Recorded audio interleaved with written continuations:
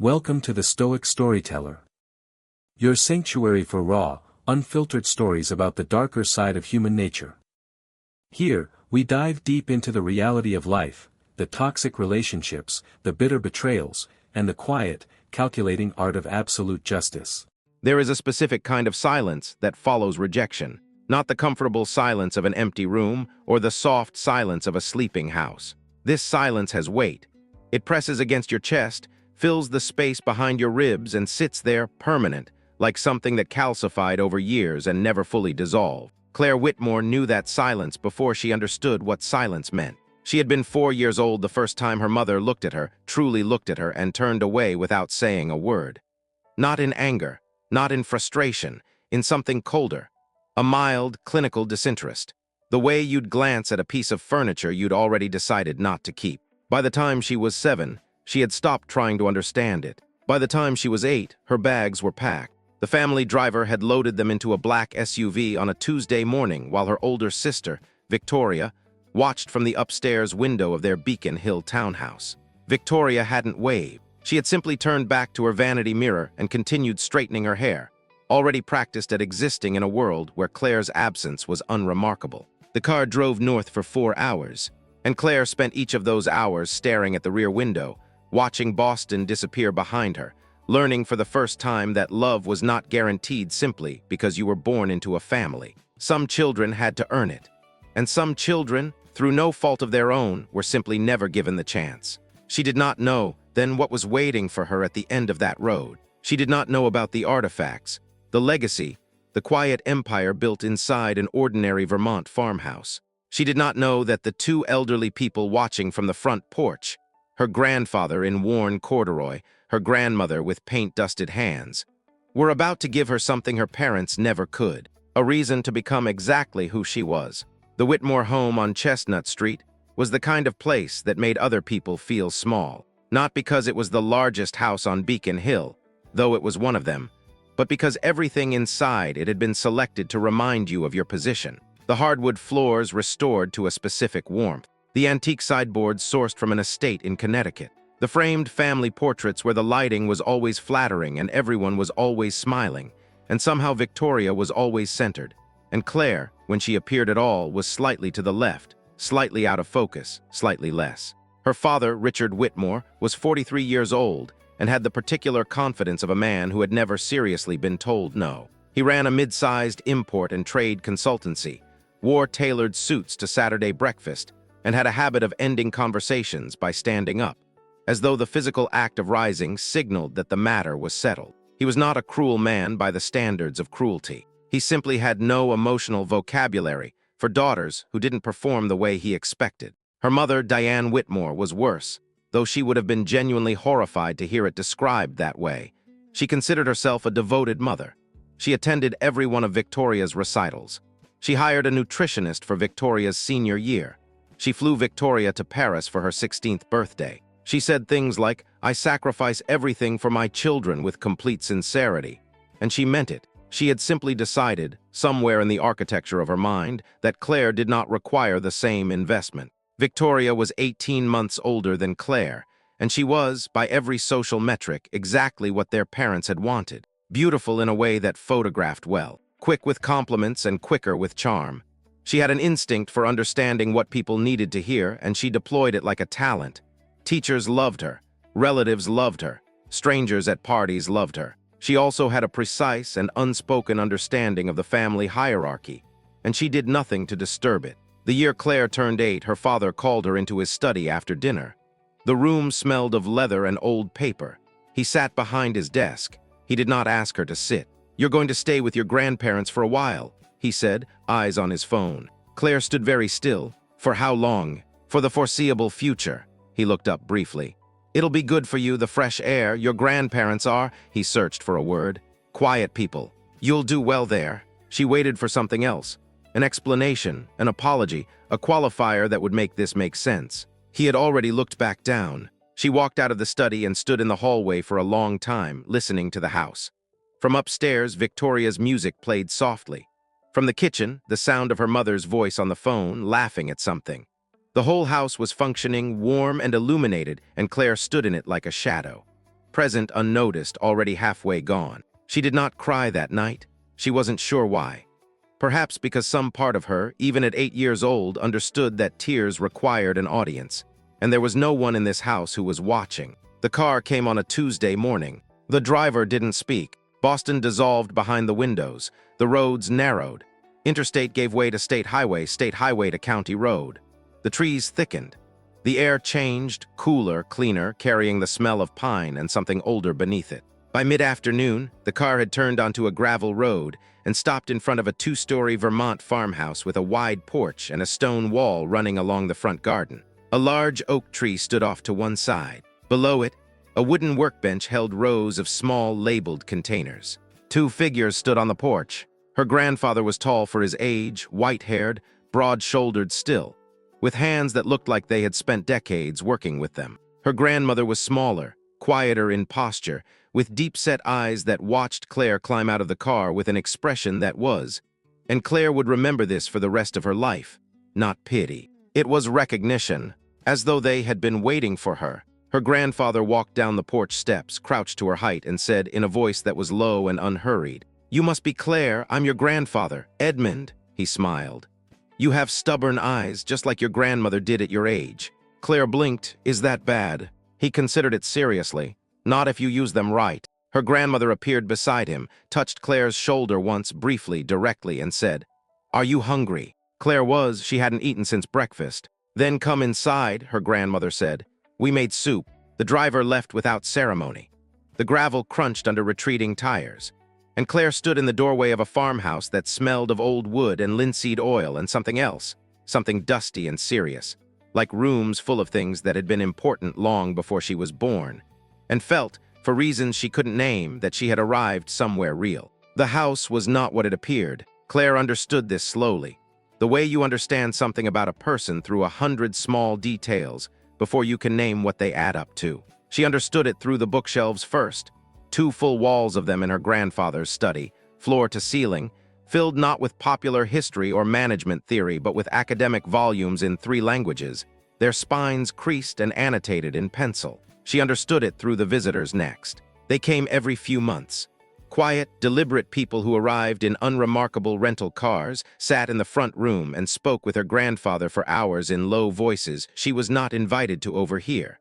Some were American, some were not. One was British, a lean, gray-suited man with reading glasses who had brought a flat leather case that he opened very carefully on the kitchen table. And her grandfather had leaned over it and said something precise and brief, and the British man had written it down. She was 9 the first time she asked about the carved stone fragment displayed in a glass case on the study shelf. Her grandfather had been reading. He closed the book, looked at the fragment, and said, "What do you notice about it?" She studied it. The edge cuts straight on one side, the other side is broken, but the marks on the surface, they look deliberate. He was quiet for a moment. "What makes you say deliberate? They're evenly spaced. When something breaks, it's random. Those aren't random." He picked up the case, turned it in his hands. "You're right. This is a seal fragment, pre-Columbian, Mesoamerican. The marks are administrative, part of a calendrical notation system." He set it back carefully. "How did you know to look at the spacing?" She shrugged. "I didn't know anything, I just looked." He studied her for a long time with those calm, patient eyes. After that, the education began. It was not formal. There were no textbooks, no scheduled lessons, no grades. Her grandfather simply began including her in conversations in his work in the long afternoon hours when he spread photographs and documentation across the study table and examined them with a magnifying glass. He explained what he was doing as he did it. Claire listened, asked questions, and slowly the world of ancient objects began to take shape in her mind, not as abstract history, but as physical evidence. Puzzle pieces left by civilizations that no longer existed but had been careful enough to leave traces. Her grandmother taught her differently.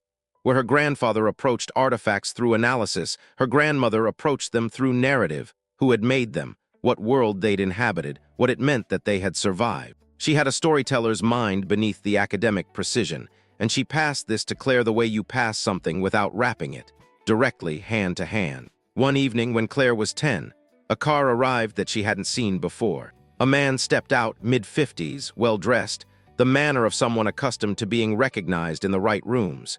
He greeted her grandfather with both hands. They spoke for nearly 2 hours. Claire was in the garden, ostensibly reading, actually listening through the window she'd left cracked. Most of it was technical language she didn't yet fully understand. But near the end, she heard the visitor say, "You understand that if you authenticated this, it would be the most significant confirmation in the last decade. The Chicago Museum has been waiting for your opinion for 3 years." Her grandfather said, in exactly the same tone he used to discuss what they were having for dinner, "Tell them I'll submit the full analysis by November." The visitor left. Claire looked up at the lit study window. Her grandfather had already returned to his work. She looked back at her book and understood with quiet certainty that her grandparents were not who the world or her family believed them to be. That night, lying awake, she heard her grandmother on the phone in the kitchen. The voice was soft, but the words carried. "No, she's doing beautifully, better than they'd know if they ever thought to ask, which they don't." A pause. "Richard hasn't called in 7 weeks. Another pause. "That's his loss, it always will be. The years pass the way meaningful years do, not quickly but fully." Claire grew up in a house where expertise was expected and silence was productive. She learned to read excavation reports before she turned 11. She learned to distinguish authentic surface aging from artificial patina by the time she was 12. At 13, her grandfather introduced her to a conservator from the Field Museum in Chicago who spent an afternoon teaching her ceramic restoration techniques, and afterward told her grandfather, unaware Claire was standing in the hallway. "Where did she study? Her eye is better than half my team." "She lives here," her grandfather had replied. "That's all." She sat in on the visits now, not as a silent observer but as a participant, taking notes, asking questions, occasionally offering observations that caused the visitors to pause and look at her differently. She was never boastful about it. She barely noticed herself doing it. To her, it was simply conversation. What she did not fully register was the way these visitors watched her, the way Dr. Hartmann, a Swiss authentication specialist who consulted for 3 major European auction houses, had paused midway through a provenance discussion when she identified a gap in a documentation chain that had been overlooked for years. He'd looked at her grandfather. Her grandfather had looked back with the expression of a man exercising considerable restraint. "Your granddaughter," Dr. Hartmann had said. "Yes. Does she know what she just found?" "She knows. She doesn't quite know what it means yet. She will." She was 14 that year. By 16, she was corresponding directly with 2 of her grandfather's academic contacts at the Smithsonian on minor authentication questions, always with his review, always with his oversight, but increasingly with her own voice, her own observations. The responses that came back were collegial. No one wrote back as though they were humoring a teenager. They wrote back as though they were writing to someone whose opinion was worth having. It was also the year she became consciously aware that she felt no real attachment to the life her parents lived in Boston. Victoria called once. Their mother had made her, Claire suspected, to say she'd gotten into Georgetown and to ask if Claire was still doing the antique thing up there. Claire said yes, she supposed she was. Victoria had laughed a little and said, "Okay, good for you," with the efficiency of someone checking a box, and the call ended in under 4 minutes. Her grandmother found her afterward, sitting on the porch steps. "Was that your sister?" "Yes." Her grandmother sat beside her. They looked out at the oak tree and the stone wall in silence. "Does it hurt?" her grandmother asked. Not gently, her grandmother wasn't a gentle woman, directly, expecting a direct answer. Claire thought about it honestly. "Less than it used to. I think that's either healthy or sad, and I'm not sure which." "It's both," her grandmother said. "That's how it works." She stood and dusted off her hands. "Come inside. Your grandfather wants your eyes on something from the Vermont dig." Claire stood and followed her. She did not look back at the road. The year she turned 18, 2 things happened. The first, a prominent private collector named Mr. Warren, who had visited the farmhouse for years, invited her to attend a closed authentication panel in Washington as an unofficial observer, introducing her to the organizing committee as a specialist whose opinion I trust. She attended. She said relatively little. What she said when she said it landed. One of the senior conservators approached her afterward and asked for her contact information. She gave it to him. The second thing was smaller, and she told no one. She was alone in her grandfather's study one evening, searching for a reference volume when she opened the lower left drawer of his desk by mistake. Inside, neatly organized, were folders she had never seen. Legal documents, a notarized estate file from a Boston law firm, property registrations. A detailed inventory of items, artifacts, real estate holdings, institutional endowment shares, with current valuations beside them. She understood enough to know exactly what she was looking at. She closed the drawer carefully. She returned the volume to its shelf. She stood in the study for a long time, in the dark, with the porch light casting a pale line under the door. Then she went to bed and said nothing and waited, because her grandfather had taught her, above all other things, that the most powerful position in any room is the one knows you're standing in. The summer Claire turned 19, her parents visited. They did not come for her. They came because Victoria's consulting firm had sent her to a conference in Burlington, and their mother had decided, with the spontaneous generosity of someone who knows their generosity costs nothing, that they might as well drive up to the farmhouse for a night since they were already in Vermont. They arrived in a rented silver SUV. Her father stepped out first, brushing road dust from his jacket sleeve before he'd fully straightened, his eyes moving across the property with the mild appraisal of a man cataloging something he'd decided to leave behind. Her mother emerged next, in sunglasses despite the overcast sky, and looked at the farmhouse the way people look at places they have never thought about and have no intention of starting now. Victoria came last. She was 21, and she wore it with the full confidence of someone who had been told their whole life that they were exactly what everyone wanted. She stepped out of the car and looked at Claire, standing by the garden gate, and said, "Oh, you cut your hair short. That's very practical." Claire said, "Hello, Victoria." "You look well," her mother said in the tone of completing an administrative task. She did not move to embrace her. She looked past her at the farmhouse and said, "Is your grandfather in?" Dinner was the kind of performance that exhausted everyone except the performers. Her father talked about the business. Her mother talked about Victoria's firm and a promotion that was being discussed. Victoria talked about a senior partner who had taken particular notice of her work, her voice carrying the warm self-satisfaction of someone narrating a story in which they are always the protagonist. Her grandparents sat at the ends of the table and listened with the patience of people who have outlived most urgencies they were once expected to share. Claire ate and said little. At one point, her mother turned to her with a kind of performative interest. "And what are you up to these days? Still helping your grandfather with the research?" "Yes, that's nice." She picked up her fork again. "You were always such a practical child." Practical was the word her family used when they meant unremarkable. Claire had understood this for years. Victoria, reaching for the bread basket, said, "Mom was saying you should think about coming back to Boston at some point. Get something started. Companies always need good administrative people. I could probably ask around." The table was quiet for exactly 1 second. Then her grandfather set down his coffee cup, gently, without drama, and said, "Claire had a paper cited last month in a proceedings volume published by the Smithsonian Institution Press." Nobody responded immediately. Her father looked up. "A paper on what?" "Authentication methodology for pre-Columbian ceramic collections." It addressed a gap that several senior researchers had been working around for some time. Her grandfather picked up his cup again. The corresponding author sent a personal note. Another silence. Victoria said, "That's great, Claire, good for you," in the tone of someone already moving toward the next topic. Her mother said nothing at all. She had already turned back to Victoria to ask about the promotion timeline. Claire watched her grandfather across the table. He was looking at his plate. His expression had not changed, but his jaw had tightened briefly, the way it did when he was choosing not to say what he actually thought. Later that night, she found him in the study. He was standing at the window, the lamp off, the porch light sufficient. She stood beside him. "It doesn't help to be angry on my behalf," she said. "No," he agreed. "It doesn't." He was quiet for a moment, but a man is allowed one small anger per dinner. She almost smiled. "The cited paper wasn't even my best work." "I know, that's why I didn't mention your best work." He turned from the window. In the low light, his face was very calm. "Listen to me, Claire. What your family doesn't understand, what people like your father have never had to understand, is that there are two kinds of value in the world. The kind that announces itself and the kind that simply exists."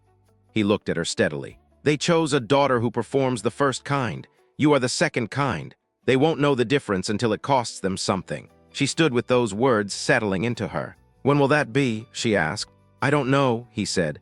"But I've lived long enough to know this. Pride built entirely on appearance has no foundation. It collapses. It always does." He touched her shoulder once, briefly. "When it does, be somewhere better." She stayed in the study after he left, in the dark, in the quiet.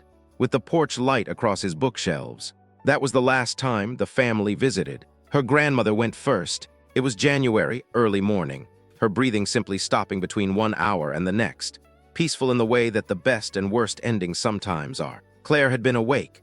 She had been in the study reading, and something had made her put the book down and walk to her grandmother's room, and she had sat beside the bed for an hour before the breathing changed, and she had held her hand through it, and afterward she had sat there for a long time in the cold and the quiet. Her grandfather did not cry. He stood in the doorway of the bedroom with his arms at his sides and his face very still, and Claire understood, watching him, that this was not absence of grief but the presence of a grief too large for visible expression. He had spent 51 years beside this woman. He was not performing anything. He was simply trying to remain standing. He lasted 9 months. In that time, he finished 2 outstanding authentication commissions, organized his papers with meticulous care, met twice with a partner at a Boston law firm whose name Claire recognized from the documents she'd seen years before in the desk drawer, and spent long evenings on the porch watching the oak tree in the dark. He also called her into the study one afternoon and told her everything: the inheritance, the collections, the institutional endowment shares, the property holdings across 3 states, the private archive of authenticated artifacts, some donated to museums under conditions that generated ongoing research endowments, some held in a climate-controlled facility in Connecticut in her name. The relationships, names she recognized, names she didn't, a network built across 4 decades of expert credibility and personal trust. "This is yours," he said. "All of it, it's been arranged." She sat across from him and didn't speak for a moment. "Why didn't you tell me sooner?" "Because I needed you to become who you are without knowing what you stood to inherit. If you'd known earlier, it would have changed how you worked. It changes everyone." He looked at her steadily. "I needed to know you would have found your way here regardless." She understood that.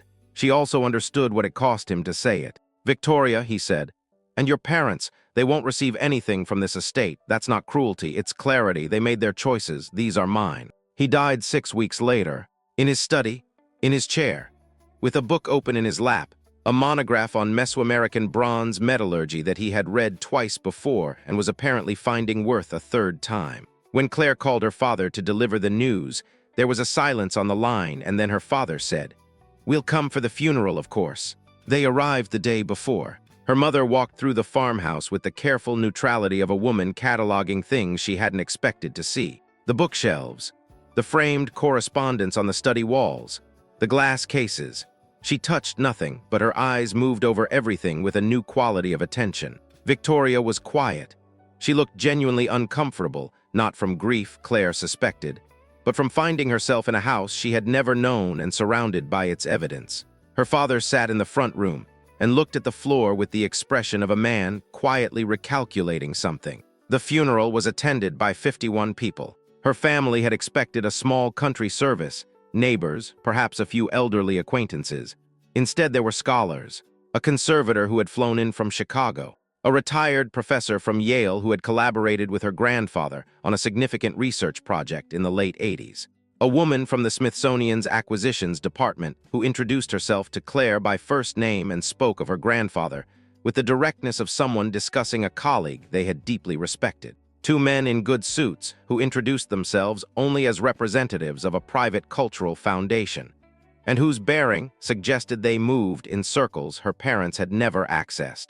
Dr. Hartman sent flowers and a handwritten note. Her father watched the mourners arrive with an expression she had never seen on him before. He was a man accustomed to reading rooms, identifying who mattered, who held influence, who deserved his full attention. He was reading this room now, and his calculations were not resolving correctly. At the reception, the woman from the Smithsonian pulled Claire aside and spoke to her quietly for several minutes about a repatriation research project her grandfather had been informally advising. She addressed Claire as a colleague. She used her professional designation, not Claire, his granddaughter, but Dr. Whitmore, the title Claire had accumulated without ever announcing it. Her mother was standing less than 5 feet away. Claire saw her register it, saw the slight stillness come over her face, saw the moment she turned to Richard and said something low and fast. Her father looked over. Claire looked away and continued her conversation. That evening, as the last guests left, her father found her on the porch. "Your mother and I think it would be best," he said carefully, "if you came back to Boston. You've been here long enough. It's time to be part of the family again." She looked at him in the failing light. The oak tree was bare. The stone wall ran along the garden in the dark. "All right," she said. She didn't say it out of hope. She said it because she needed to know, needed to confirm from the inside exactly what she was leaving. Her grandfather had said, "Be somewhere better when it collapses." But she hadn't yet verified in her own body that she was ready for somewhere better. She needed to understand the full weight of what she was walking away from. She packed 2 bags. The rest of the farmhouse she left intact, locked and placed under the care of the estate attorney until she could return for it properly. She drove to Boston on a Tuesday morning, the same direction she had left from over 20 years before. But nothing about the journey was the same. The house on Chestnut Street was exactly as she remembered it, and completely unrecognizable. The hardwood floors, the antique sideboards, the portrait wall where Victoria's professional headshot now occupied the center frame, larger than the family photo that had been there before. Claire's childhood bedroom had been converted into a home office, which her mother explained was more practical, and so Claire's room was now the guest room at the end of the 3rd-floor hallway. Small, with a single window that looked onto the brick face of the neighboring building. She set her 2 bags down and stood in the middle of the room and breathed slowly. She had known what to expect. She had told herself she had known. She still was not entirely prepared for how it felt to stand in this house as an adult, to feel the old architecture of childhood pressing down on her. The hierarchies encoded in every room assignment and every dinner table arrangement. Every spoken and unspoken rule about whose time and comfort and opinion mattered here. The first week was observable. Her mother presented a list of household tasks, framed as contributions, offered with a brightness that made the framing transparent. Managing the grocery deliveries, coordinating with the cleaning service, handling scheduling conflicts with contractors working on the building's exterior. The tasks occupied the exact social position in the household structure of someone slightly above staff. Claire completed them without comment. Her father was rarely home. When he was, he spoke to her in the distracted register of a man with more pressing concerns, asking surface questions. How are you settling in? Are you comfortable?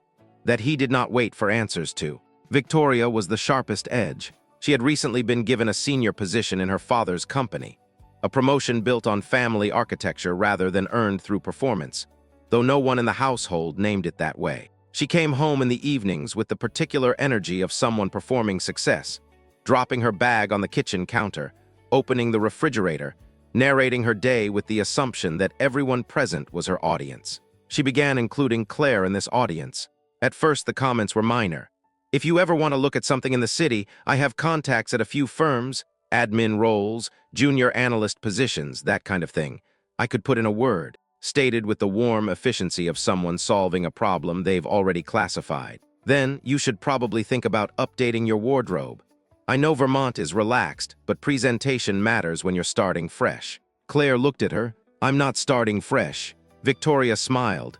"Right, of course, I just meant whenever you're ready." A week after that, her mother hosted 3 friends for Saturday lunch, women from her social circle who remembered Claire as the younger daughter who had gone to live with the grandparents upstate. Her mother introduced her with a bright, apologetic warmth. "This is Claire, our younger one.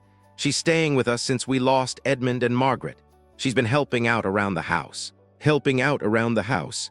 One of the women looked at Claire with polite, uninterested sympathy. "How wonderful that you can be here for the family." Claire smiled, MMM. She went to the kitchen and put the kettle on and thought about a sealed estate file sitting in a Boston law firm with her name on every document. And she breathed, and she was calm. The second week was harder. Her mother began sentences with, "In this household, we have a certain way of doing things." Her tone never rose. It didn't need to. The implication was structural, built into how she referenced our standards and the way we've always run this house, as though Claire had arrived from a lesser place and was being patiently acclimated. The night it broke open was a Thursday. Victoria had brought home a colleague, a young man from the company named Marcus, someone she was clearly working to impress, and the family gathered for dinner. Victoria performed her warmth. Diane performed her graciousness. Marcus was being successfully charmed. Midway through the meal, Victoria turned to Claire with a sudden brightness, the kind Claire had learned to recognize as its own specific form of cruelty. Wide enough to appear generous, deployed at moments designed to diminish. "Claire, didn't you do something with antiques up in Vermont? Helping Grandpa Edmund?" Marcus turned to look at her. "Artifact authentication," Claire said. Pre-Columbian and early North American collections primarily, though the scope expanded over time. Right. Victoria reached for her wine. So kind of like appraisals. It's considerably more technical than appraisals. Of course, the smile again. I just meant it wasn't a formal career path, right? More of something that developed naturally while you were there, which is lovely, I think. Not everyone needs the traditional route. Marcus said nothing.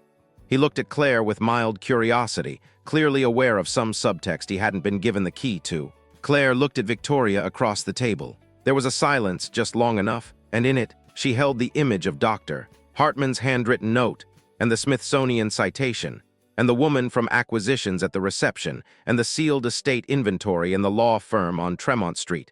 And she held all of it quietly and said nothing, because her grandfather had taught her, do not spend your hand before the pot is full. You're right, she said pleasantly. Not everyone needs the traditional route.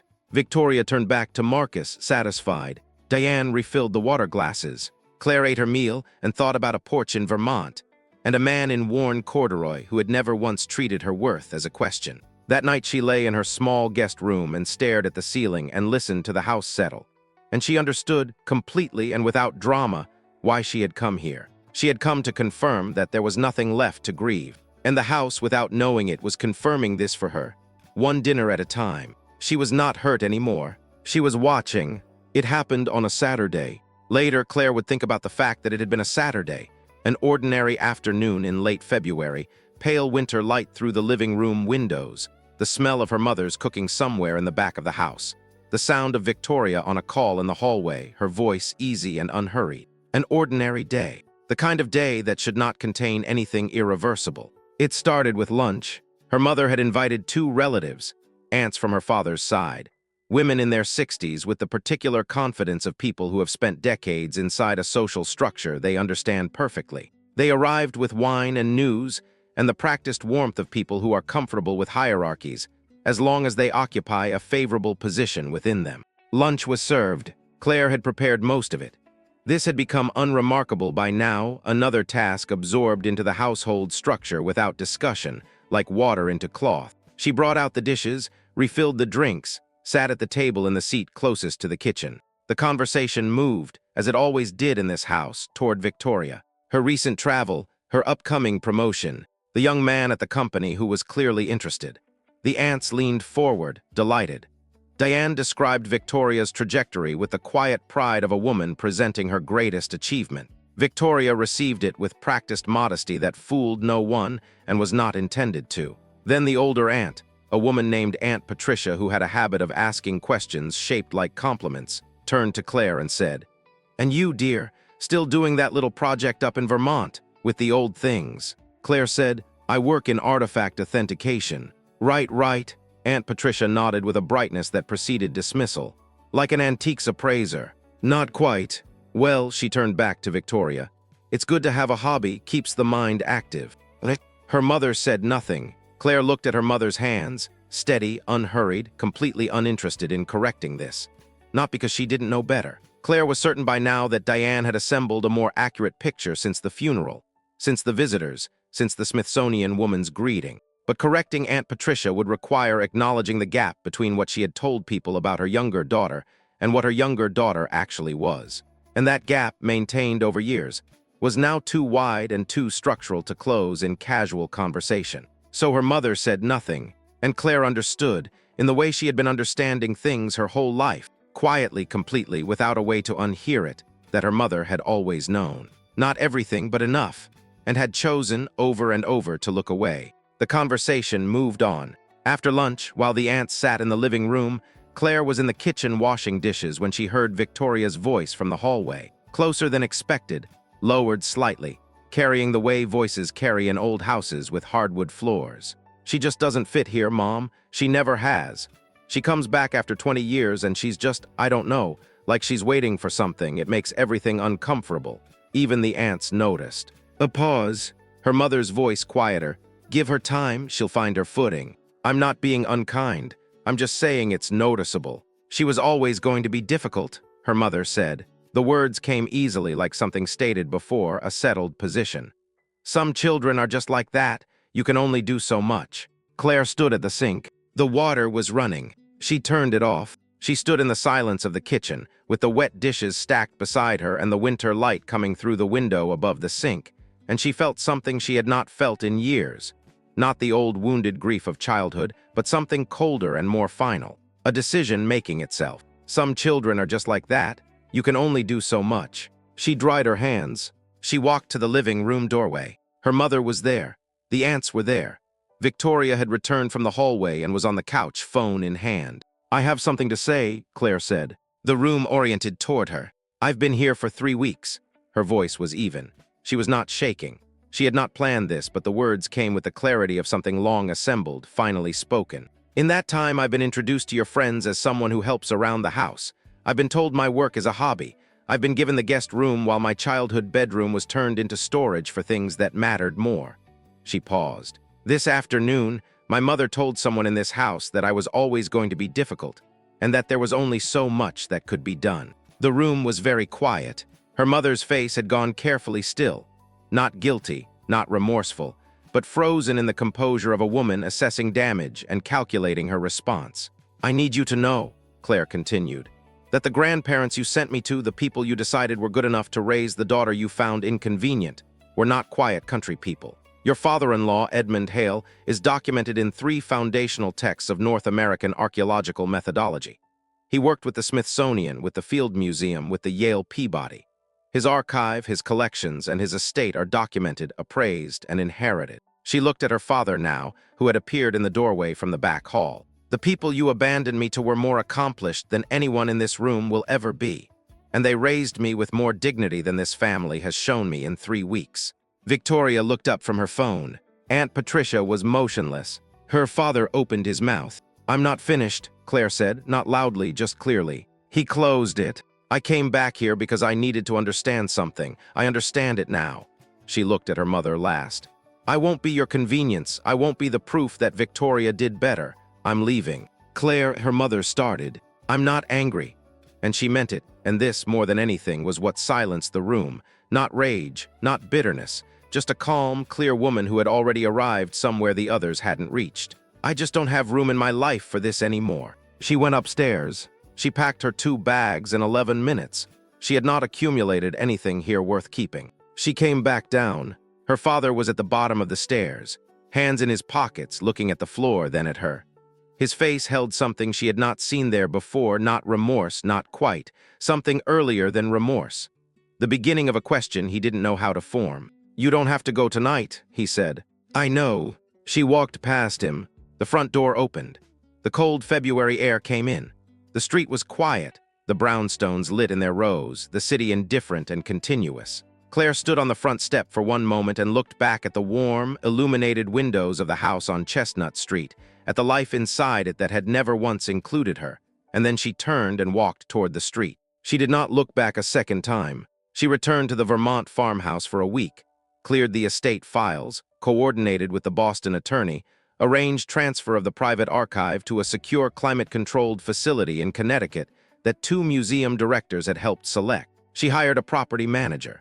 She answered 14 emails she'd left pending during her time in Boston. Then she went back to work. Her life outside the Whitmore household was, in every measurable way, a different world. She held a consulting arrangement with 2 private collectors in New York and 1 in London. She held a research fellowship at the Yale Institute of Cultural Heritage, a position established in part through her grandfather's legacy endowment, a fact the Institute's director knew and respected, and that had never needed to be announced. She had 3 active authentication commissions of significant value, including a disputed pre-Columbian bronze collection that had been in legal limbo for 11 years, and whose resolution would affect the acquisition strategy of 2 major institutions.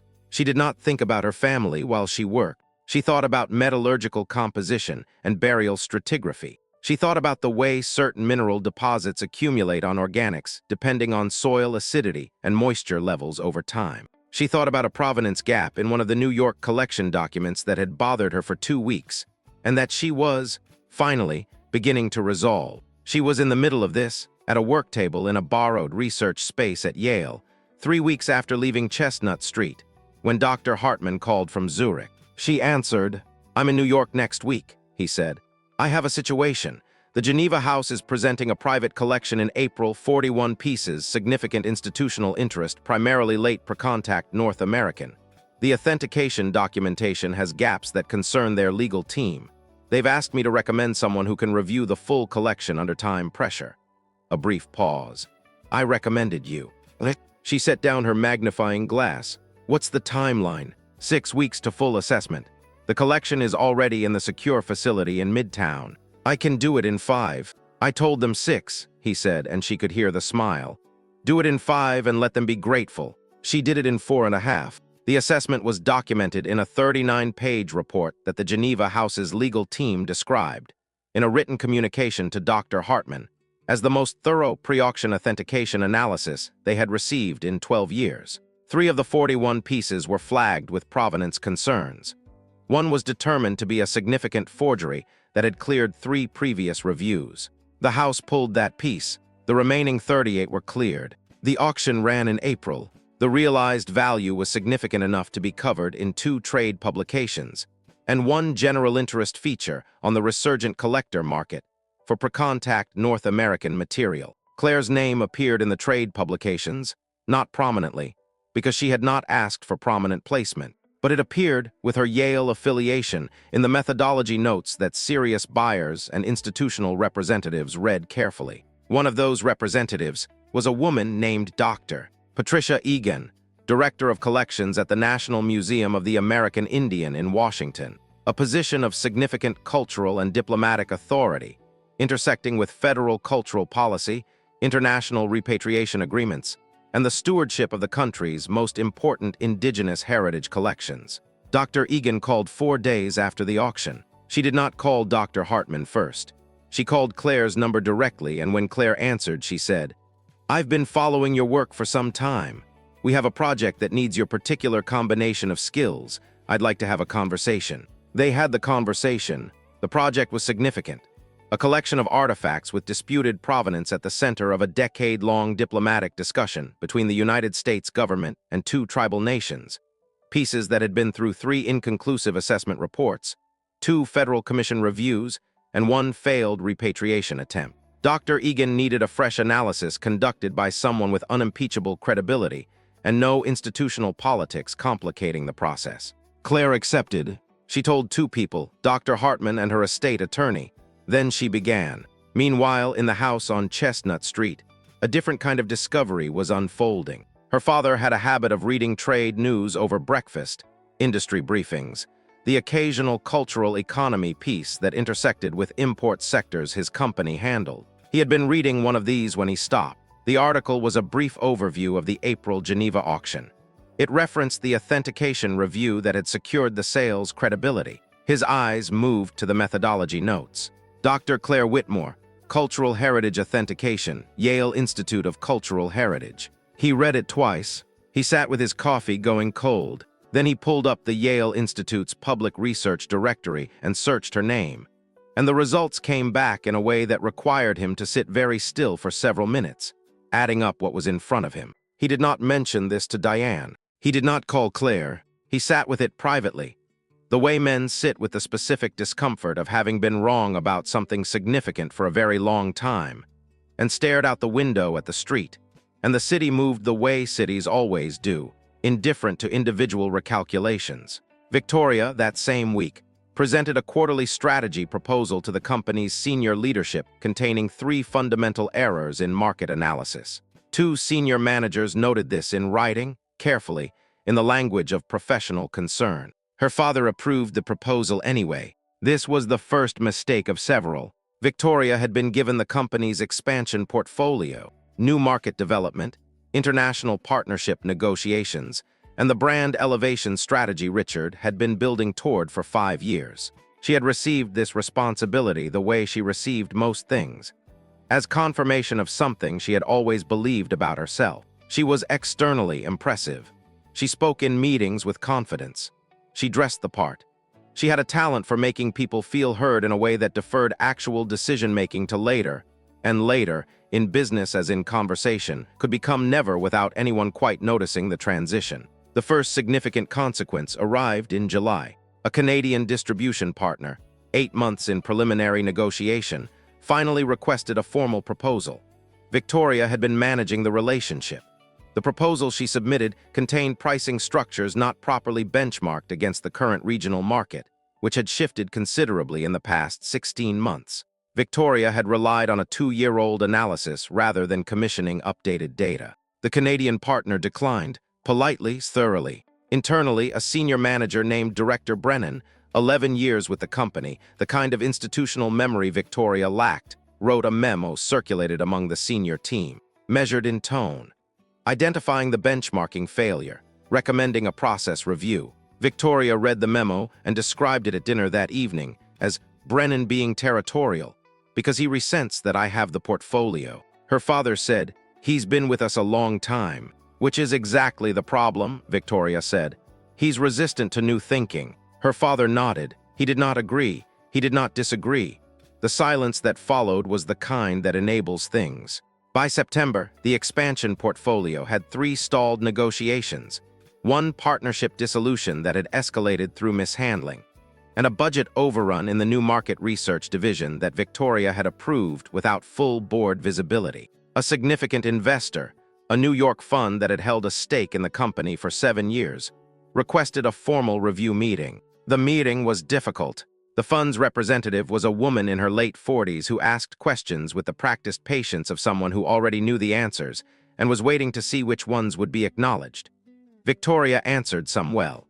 Others she deflected with social fluency, the warm charm that had always smoothed things before. The fund's representative was not a social situation. At the end of the meeting, she said, "Thank you for the thorough overview. We'll be in touch about our position." The fund reduced its stake by 35% 6 weeks later. In the market, this was noticed. At a private dinner attended by collectors and cultural economy investors, the circles Claire moved through without advertising it. Someone mentioned the Whitmore Company's recent quarter. Another person said the name.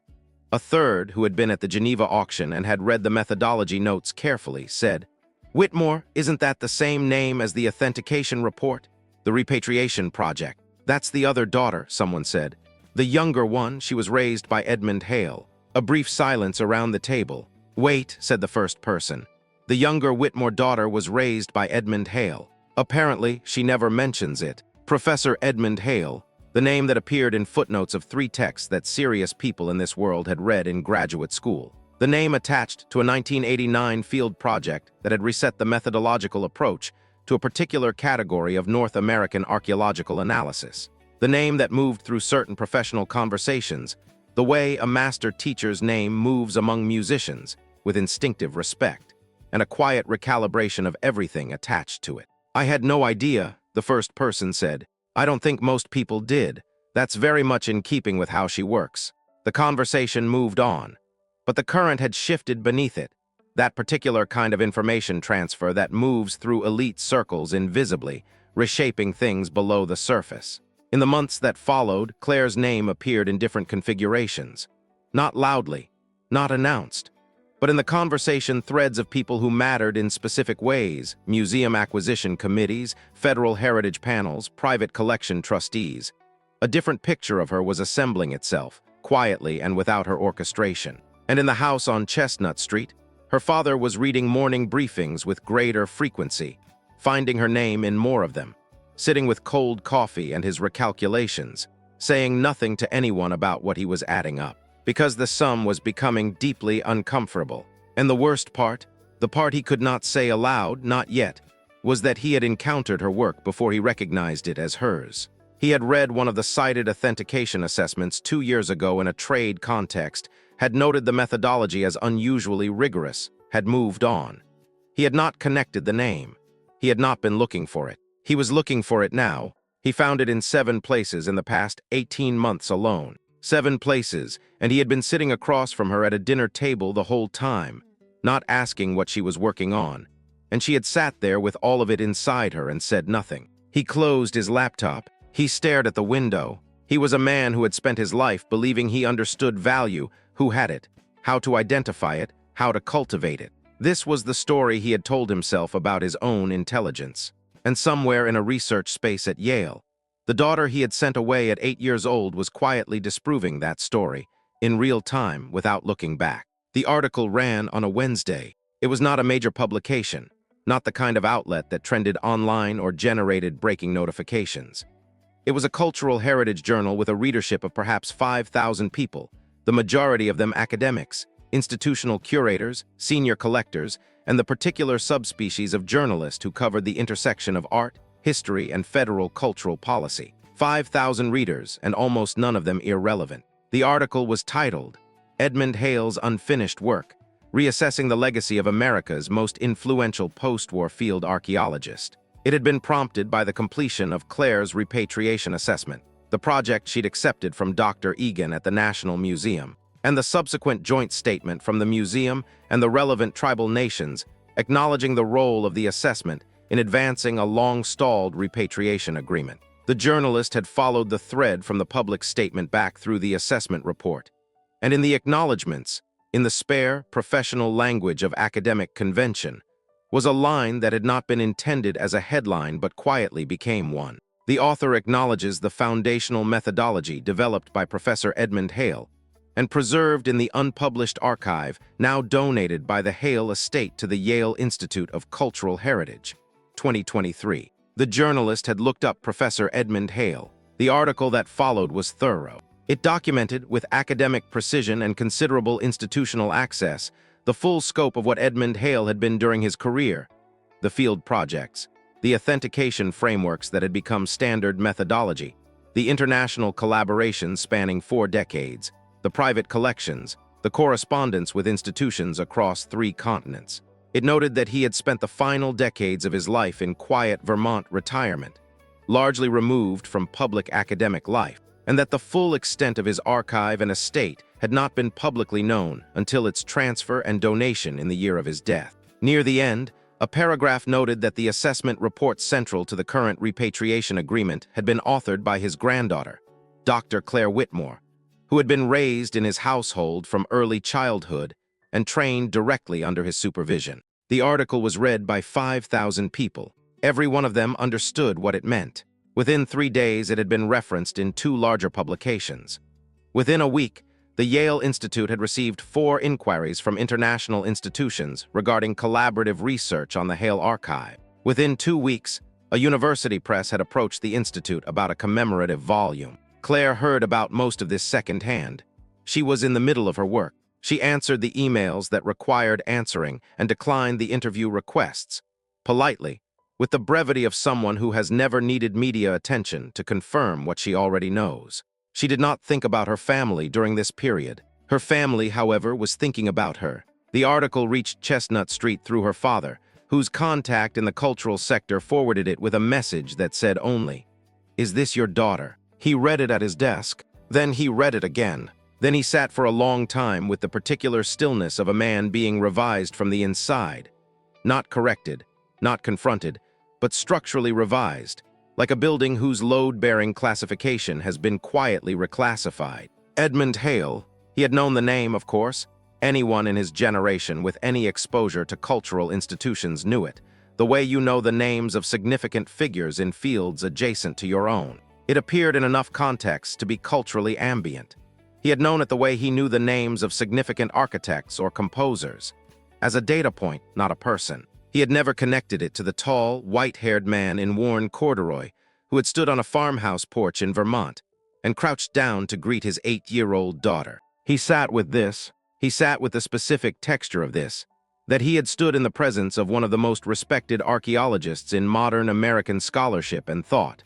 Quiet people, that he had spent 2 decades sending occasional obligatory calls to that farmhouse, and skipping those calls more often than not. While his daughter was being educated by someone, the Yale Institute had named a foundational figure in the field. He sat with the estate valuation figure, which the attorney had provided at the time of the archive donation, and which was, he had not been prepared for the number. He sat with the image of Claire at the funeral, being addressed as *Doctor. Whitmore by a woman from the Smithsonian, in the house he had never visited, surrounded by mourners he had never met. He had been standing 4 feet away. He had noticed and said nothing, and told himself it was probably not significant. He picked up his phone. He looked at Claire's number. He put the phone down. He called Diane instead and said, "Come to the study. There's something you need to read." Diane read the article on the printed page her husband placed in front of her standing at his desk.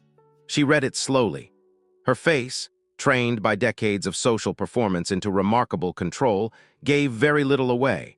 But her hands, resting on the edge of the desk, were not entirely still. When she finished, she was quiet for a moment. Then she said, "We didn't know." "No," Richard said. "How could we have known? Neither of them ever said anything." He looked at her. "We didn't ask." The silence that followed was not comfortable. It was the silence of a marriage confronting, simultaneously, a shared mistake that each person had also made alone, and the question of where individual responsibility ended and collective failure began. Diane set the article down. "I need to call her," she said. "She won't answer. I need to call her."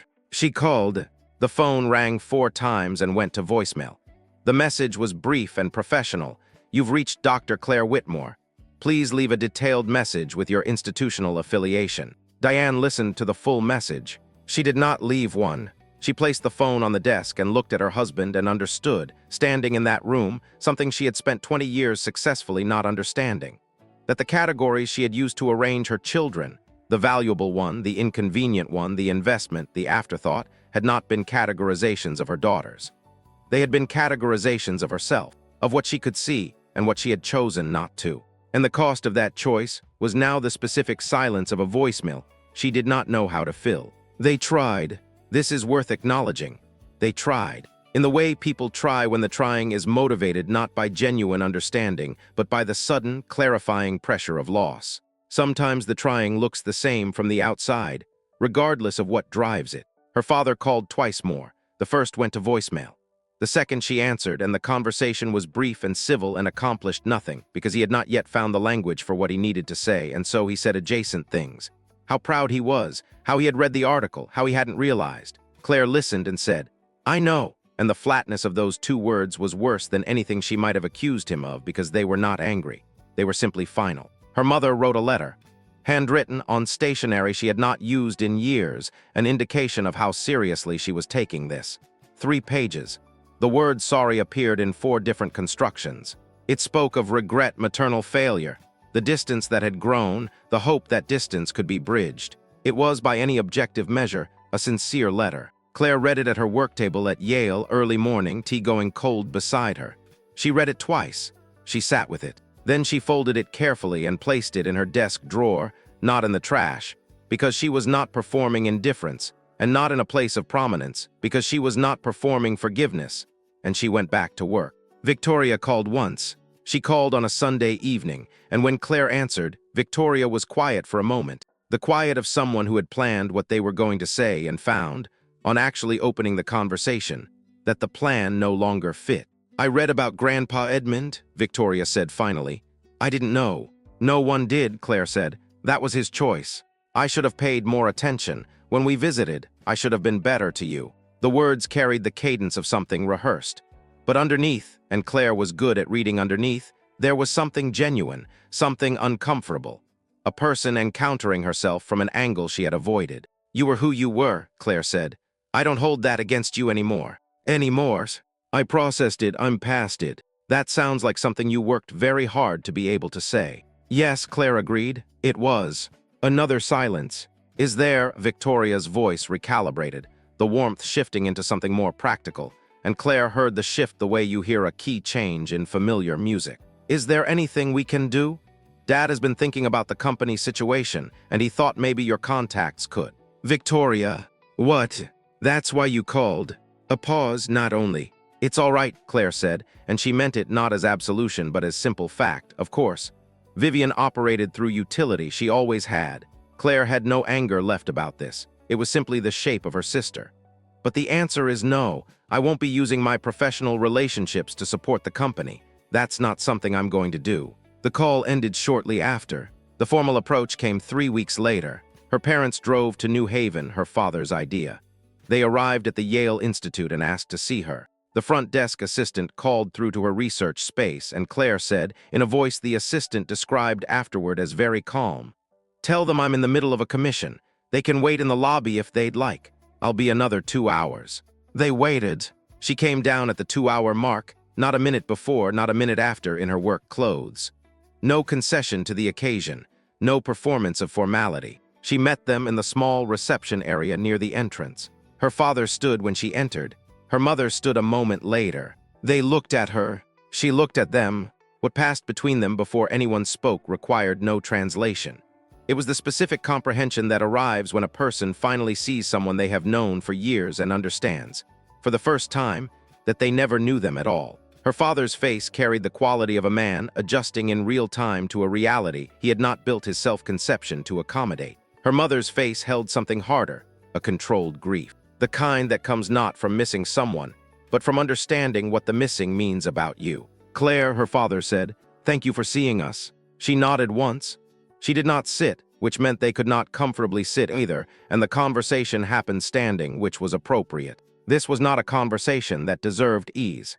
"We came because we need you to understand how sorry," her father began. "I understand," she said.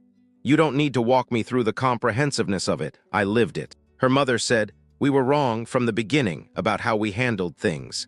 Claire looked at her mother. "Yes, we'd like to try again, to be a family." The word sat in the air between them. Family. She thought about the Vermont farmhouse, the oak tree, the stone wall along the front garden, her grandfather crouching down on the first afternoon, stubborn eyes, her grandmother on the porch steps in November. It's both, that's how it works.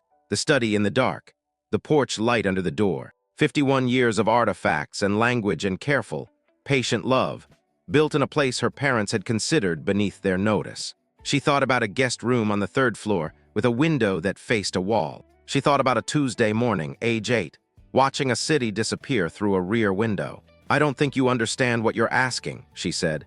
"You want to begin again, but beginning again requires that something was ongoing and interrupted. There was no ongoing relationship with me. There was an absence where I should have been." She looked at both of them steadily. "I can't restore something that didn't exist." Her mother's composure fractured just slightly at the edges. "You're our daughter. I know that, biologically, yes." She kept her voice quiet. She was not performing cruelty, she was being precise. "But the people who raised me, who chose me deliberately every single day, they're gone. And I carry what they gave me. That's the family I have." A pause. "What you're describing now requires something from me that I've already given to the right people. I don't have more of it available." Her father looked at the floor. His jaw worked silently. Her mother pressed one hand briefly to her mouth. "I'm not doing this to punish you," Claire said. "I want to be clear about that. I'm not standing here enjoying this. But I also can't manufacture a connection that was never built. It's too late for that, I'm sorry." She meant the apology. That was the thing they wouldn't understand, walking away, that she genuinely meant it. She was sorry for their regret. She was sorry for the cost of the choices they had made. She was not sorry for her own refusal. These were different things, and she held them separately, and she had enough precision to keep them from collapsing into each other. "Take care of yourselves," she said. She walked back through the institute door. She did not watch them leave. By fall, what was happening to the company could no longer be described as a rough quarter. The investor departure had triggered a credibility review by 2 institutional partners, whose business had historically been among the company's most stable revenue. Both partners requested renegotiation of terms, the polite formulation for, "We have lost confidence, and we are exploring exits at the least damaging possible moment." The expansion portfolio Victoria had been managing was formally reassigned to Director Brennan, who accepted the responsibility without comment, and with the particular efficiency of a man who had been watching a preventable situation develop for 18 months and had prepared for exactly this contingency. Victoria was not removed from her position. She was more painfully repositioned. Her title remained, her office remained, her access to meetings remained, but the actual scope of her authority was quietly hollowed out in the way corporate structures hollow things out. Decisions rooted around her. Communications CC'd rather than addressed to her. The slow, bureaucratic theater of inclusion that amounts, in practice, to exclusion. She understood what was happening. This perhaps was the most significant development, that she understood it, because Victoria was not unintelligent. She had always had the intelligence to read rooms, to feel when the current had shifted. She had applied this intelligence throughout her life entirely in the service of personal advancement. Now she was applying it to herself, and what she saw was not comfortable. She had been given something she hadn't earned. She had held it with the confidence of someone who believed receiving and earning were the same thing. Now the distance between those two things was documented in board minutes and investor reports, and the careful, professional concern of a senior manager's memo she had dismissed as territorial. She did not come home and narrate her day anymore. She came home and sat at the dinner table with a quality of silence her parents didn't know what to do with. Her mother tried, once, the approach she had always used. The warm, approving attention, the gentle redirection toward Victoria's best qualities, the implicit assurance that everything would be fine because Victoria was exceptional and exceptional people recovered. Victoria looked at her mother across the table with an expression Diane had not seen on her face before and said, "Please don't do that right now." Diane stopped. In October, a piece ran in a regional business newsletter covering the company's investor movements. It was not aggressive. It used phrases like asterisk strategic restructuring and recalibrating growth trajectory. It was written with the careful neutrality of a publication that does not wish to accuse, but cannot avoid reporting what has been filed publicly. Someone at the company forwarded it to a group chat. The group chat included people outside the company. By the end of the week, it had been read by people who moved in the same social circles as Diane's lunch friends.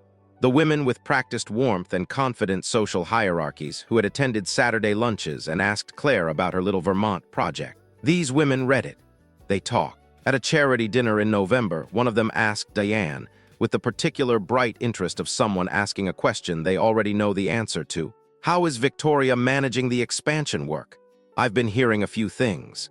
Diane said, "She's been refocused on a new priority area." The woman smiled, she nodded, she moved on. And Diane stood with her glass and understood the specific humiliation of having a social world carefully constructed around the performance of her family's success, and watching that performance become indefensible in the same rooms where it had been delivered for years. What she could not say in those rooms was that she had another daughter, that there was a different story, that somewhere in New Haven and Washington and Geneva, the child she had sent away was being discussed in cultural institutions and federal heritage departments in terms that would have elevated every conversation she'd ever had. She could not say it because she had not been the one to build that story. She had not built anything of Claire's life. She had only been absent from it. The winter arrived early that year. Spring came late to Vermont. Claire drove herself, the same reliable car she'd had for 3 years, kept because it functioned rather than because it impressed anyone, up the narrowing roads she had traveled in both directions more times than she could count. The oak tree along the front garden boundary had begun to bud. The stone wall was exactly where it had always been. The farmhouse stood against the sky, unchanged and unhurried, its white paint the same shade as the clouds above it. She unlocked the front door. She walked through. The property manager had kept everything. The study was as she'd left it, sealed, organized, the 2 walls of bookshelves still holding their 3 languages, the glass cases still holding the pieces that hadn't been transferred to the Connecticut facility, the desk still oriented toward the window that faced the garden. She stood in the doorway for a moment and breathed the air of the room. Old wood, dried paper, and something underneath that she had never found anywhere else in the world. The particular atmosphere of a place that had been, for a very long time, full of thought. She went to the garden first. 2 stones, simple and unadorned, set just beyond the oak tree because that was what they had wanted. She had asked the attorney who had the written instructions. No elaborate monuments. No institutional acknowledgement carved in granite. Just the names, the dates, and the garden they had kept for over 50 years, which would go on keeping itself. She sat on the wooden bench between the 2 graves. The morning was quiet. A cardinal somewhere in the upper branches, wind across the porch roof. She had brought no speech and no ceremony. She had not planned what she would think about because her grandmother had taught her that the most honest moments are the ones you don't orchestrate. She simply sat. She let the quiet do what quiet does in places like this: settle, clarify, hold. She thought about the carved seal fragment in its glass case. The marks are deliberate. Her first observation, age 9. Her grandfather crouching down. What makes you say deliberate? She had been saying deliberate ever since. Every commission, every assessment, every methodology note. Deliberate, deliberate, deliberate, the marks left by people who had made something that lasted. She thought about her grandmother on the phone in the kitchen. That's his loss. It always will be. And it was. She could hold that now without the old sharp edge beneath it. The loss was real and it was theirs and it had always belonged to them. She had never been required to carry it, even when she had, for years, believed she was. The thing she had carried was not their rejection of her. It was the shape of who she became in response to it. And that shape was hers.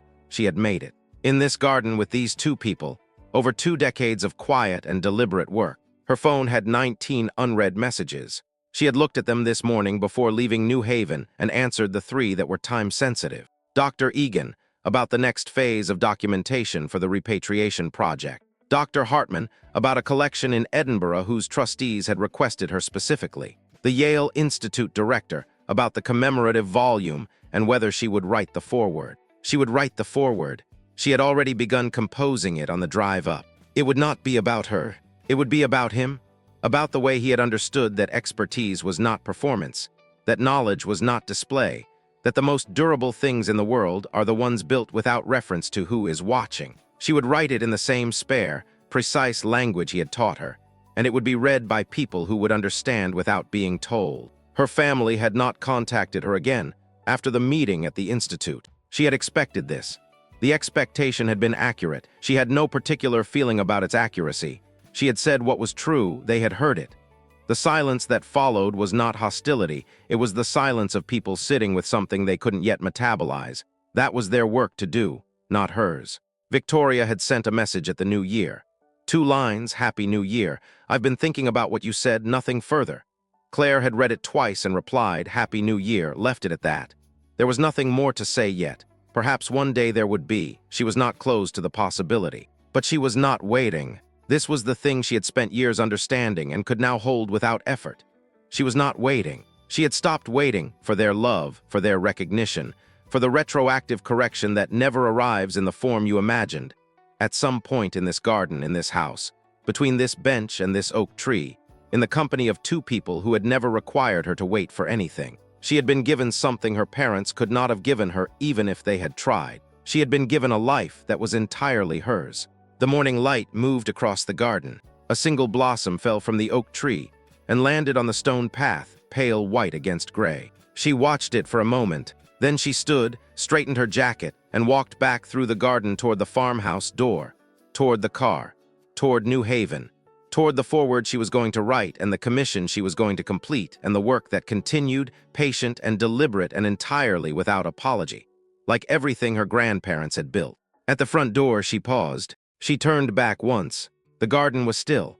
The 2 stones sat in the grass below the oak tree. The farmhouse stood as it always had, unhurried, unremarkable to anyone who didn't know what it contained, full of everything that had mattered. She looked at it for a long moment. Then she closed the door behind her, walked to her car, and drove back toward the highway without glancing in the rearview mirror. She had stopped waiting for their love the day her grandparents taught her worth, and she had not needed it since. Yet.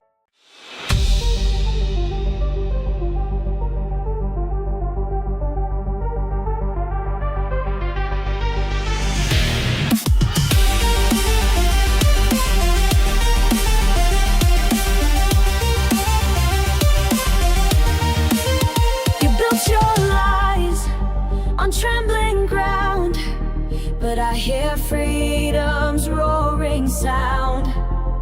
Your towers crack beneath our song. The weak turn strong, the right turns wrong. You sold control with silver tongues. Now feel the wrath of mortal drums. This is rebellion's roar, the battle cry. We rise as one beneath the sky. Your empire falls with every chord.